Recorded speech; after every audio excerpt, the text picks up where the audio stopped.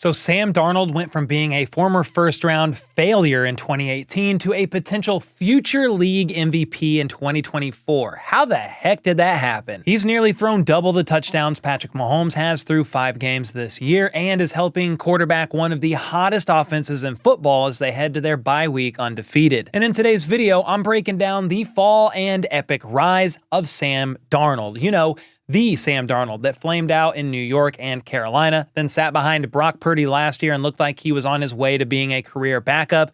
Well, he's currently tied with Baker Mayfield for the second most passing touchdowns in the league with 11, right behind Joe Burrow, who has 12. His 103.4 QBR is good for 6th in the league, and his 8.1 yards per attempt is 5th in the NFL. Now look, he's coming off of what was clearly his worst game of the season last week against his former team in the Jets. It was his first game this season without a touchdown, and he missed multiple throws, finishing with just 179 yards and a single INT. But in fairness to him, the Jets' defense is one of the best in the league, and they're giving up just 136 passing yards per game this year, which is the second fewest of any team. The Vikings defense picked Aaron Rodgers off 3 times in that game, though, and really carried them to the win. But Darnold made some big throws late in the game and led them down the field for a field goal that made it a 6-point game and forced the Jets to have to score a touchdown, which resulted in Rodgers throwing his 3rd and final pick of the game. So yes, statistically that was Darnold's worst game, but he's still on pace for 3,777 yards, 37 touchdowns, and 13 INTs, which would be a damn good season. According to Vegas Insider, which gathers odds from multiple sports books, Sam Darnold currently has the 6th highest odds to win MVP this year and is the favorite to win Comeback Player of the Year. And look, it's not like he's out there playing trash teams on defense. He's putting up big numbers against some of the best defenses in the NFL. Week 1 against the Giants, he was 19 of 24 for 208 yards and 2 scores. And say what you want about the G-men, but they currently have the 11th best scoring defense and lead the league in sacks. Week 2 against the Niners, he went 17 of 26 for 268 yards and 2 tutties, including a 97-yard bomb to Justin Jefferson, which is the longest completion of the season for any team, by the way. The 49ers have the 12th best scoring defense in the league and are tied for the 8th most sacks. Then, week 3 against the Houston Texans, Darnold was 17 of 28 for 181 yards and 4 scores. Houston is allowing the 3rd fewest passing yards per game and the lowest completion percentage of opposing quarterbacks. Week 4 against the Packers, he was 20 of 28 for 275 yards and 3 touchdowns with 1 INT. The Packers are 14th in points allowed, 6th in sacks, and lead the NFL in forced turnovers. Then I already talked about last week's performance against the Jets, and I mean, after reading off all those other stats, that game pretty much feels like an outlier. Every defense he's faced has been a top half defense in the league, and he's still been dicing them up and leading the Vikings offense, which is ranked 6th in scoring and 5th in red zone touchdown percentage. It's also important to note that he was without Jordan Addison for basically 2.5 games after he injured his ankle week 1 against the Giants. On top of that, their star tight end, TJ Hawkinson, hasn't played yet this season as he's been recovering from a torn ACL he suffered late last year. He just returned to practice, though, and could be good to go after their bye week, which is this week, week 5, when they take on the Lions at home in week 6. And that should be a banger of a game. But back to Darnold. I want to talk about how the heck he got to the here and the now. This man was a castaway, a bust, another top-ranked prospect that failed to make it in the league. So let's take a look at 2018, the year he was drafted 3rd overall and was the 2nd QB off the board after Baker Mayfield went 1st overall. He was selected by the Jets, a team that at the time hadn't made the playoffs since 2010 and was coming off of 2 5-win seasons in a row. Good God. And Ryan Fitzpatrick and Josh McCown were their starting quarterbacks during that time. The head coach at the time was Todd, who was entering his 4th season, which was a make-or-break year for him after failing to turn the team around in his first 3 seasons at the helm. The offensive coordinator was Jeremy Bates, who was promoted after being the quarterback's coach the prior 2 seasons. Then their leading receiver that year was Robbie Anderson, and their leading rusher was Isaiah Crowell. And here's how that season went. They finished 4-12. Todd Bowles was fired at the end of the year, as was offensive coordinator Jeremy Bates, who never got another coaching job in the NFL again. So, in an attempt to salvage their 3rd overall pick, the Jets decided to hire Adam Gase, an offensive-minded coach who was previously the head coach of the Dolphins from 2016 to 2018, and he went 23-25 in those 3 seasons. But hey, he gets another shot. Well, Gase lasted a whole 2 years in New York, with the offense ranking 31st and 32nd in scoring in 2019 and 2020, as Sam Darnold had his worst year yet in 2020, throwing for just over 2,200 yards with 9 touchdowns and 11 picks, as the Jets only won 2 games that year. So they said to hell with it, firing Gase, and then traded Darnold to the Panthers for a 2021 6th-round pick, as well as a 2nd and 4th-round pick in 2022. It was a shot at a fresh start for Darnold, but unfortunately, he went from one train wreck of an organization to another. Before we get to the rest of this video, I wanted to shout out the season-long sponsor of the channel, Underdog. Underdog is the best and easiest place to play fantasy sports, and we are doing weekly pick'ems on there. They have all kinds of specials being ran during the month of October. It is a lot of fun. Gamble responsibly, but any new signup who uses code CBTH will get a special pick'em in the lobby, plus up to $1,000 in bonus cash. You can scan the QR code or click the link in the description down below. All right, once Darnold got to Carolina, Matt Rule was entering his 2nd season as their head coach, coming off of a 5-11 season, and was desperately trying to get the team on track before he too was fired. To his credit, the Panthers started the season off hot, winning their first 3 games as Darnold threw for over 300 yards in 2 of the 3, but they then fell apart. They lost 5 of their next 6 with Darnold as the starter before he cracked his shoulder blade in Week 9 against the Patriots.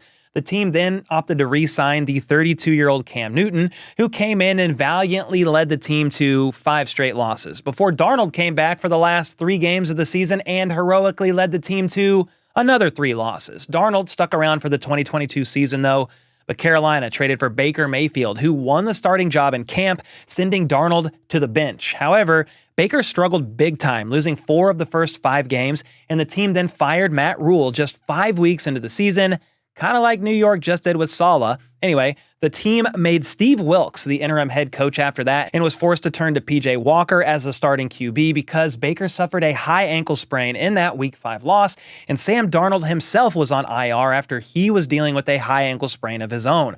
Walker started 5 games, going 2-3, and the team went back to Baker Mayfield after he got healthy, but they fell to 3-8 and waived him, meaning it was Sam Darnold's time to shine. He actually played pretty well in their final 6 games of the season, throwing for over 1,100 passing yards and 7 touchdowns, as he led them to a 4-2 record. The team moved on from him after that, though, selling their souls for the number 1 pick and drafting Bryce Young first overall. And as we're seeing right now, hasn't worked out yet and is a story for another video entirely. As for Darnold, he signed with the 49ers on a 1-year deal to back up Brock Purdy, Mr. Irrelevant. It was probably the best thing for Sam, though, because for the first time in his career, he got to be around an elite coaching staff and learn from Kyle Shanahan, while at the same time not having the pressure of needing to perform every week as the starter. He did get a chance to start in Week 18 of the 2023 season, though, after the Niners clinched the 1 seed and rested some of their starters, and he actually played pretty well. Darnold was 16 of 26 with 189 yards and a touchdown. That may not sound that impressive, but again, the Niners were resting a lot of their starters on offense, and he was throwing to mostly backups. And that brings us to the 2024 season. Darnold signed a 1-year deal with the Vikings to be a bridge quarterback for whoever they ended up drafting. They reportedly wanted Drake May, even offering the farm for him, but the Patriots drafted May instead, and the Vikings then traded up just 1 spot from 11 to pick 10, and they snagged J.J. McCarthy. So the thought was Darnold could be the placeholder while J.J. developed. Well, J.J. was looking pretty good in camp and even started splitting first-team reps with Darnold, and then he played so well in his first preseason game against the Raiders that Vikings fans started calling for J.J. to be the starter over Darnold himself. However, it was revealed a few days later that he tore his meniscus and would be out for the entire 2024 season. So Sam I Am was officially locked in as the starter, and he didn't have to look over his shoulder and worry about losing his job to the first-round pick, so less pressure there. But still, to say expectations were low for Darnold and this team would be an understatement. According to BetGM, their projected win total was set to 6.5 this year before the season started. They're now 2 wins away from beating that projection just 5 weeks into the season. They're one of just 2 undefeated teams remaining, the Chiefs being the other, and Darnold has been leading the charge along with a top 5 defense that has made them a legit contender in the NFC. So what changed? Why is he suddenly playing so well at this point in his career? I think the answer is pretty simple. It's all about the infrastructure. I painted the picture as to just how bad the Jets and Panthers were when he got there, and that makes a massive impact in a young quarterback's development. To be the third overall pick of a team that's in the biggest sports market in the world, while that team is going through constant turnover because they're so poorly run, is an almost impossible situation for a young QB to thrive in. The talent has always been there, but the confidence that comes from being in a healthy environment has not. And that's why Kevin O'Connell is the perfect coach for Sam Darnold. He's a former quarterback himself. He was actually drafted to the Patriots in the third round of the 2008 draft, and though he never quite made it in the league as a player, he certainly understands all that goes into the position and is able to effectively communicate with his players because of that. He also comes from the Shanahan/McVay coaching tree, being the OC in Washington back in 2019, then serving as the OC under Sean McVay in 2020 and 2021 when the Rams won Super Bowl 56,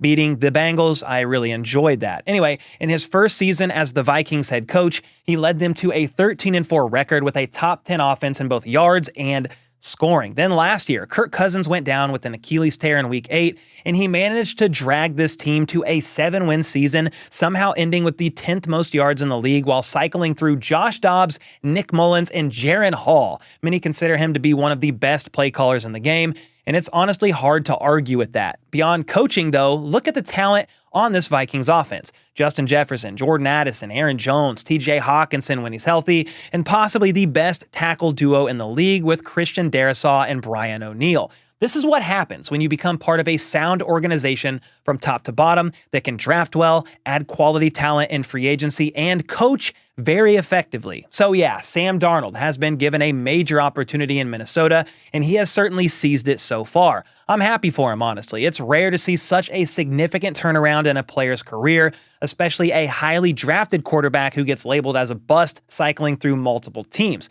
I mean, he's playing so well right now that if he continues this level of play and the Vikings make a deep playoff run, he will have a legitimate shot to win league MVP, and the Vikings will have a difficult decision to make this offseason between him or J.J. McCarthy. They'd have to re-sign Darnold, obviously, and it would likely be a contract similar to what Baker Mayfield signed in Tampa. But who knows? Anything can happen between now and the end of the season, so we shall see how it all pans out. But as for right now, he is firing on all cylinders. The offense in Minnesota is humming, and they are one of the most exciting teams in football, and you really love to see such a comeback from somebody such as Sam Darnold. So let me know your thoughts on the rise of Darnold in the comments down below, and with that, I'll see y'all next time.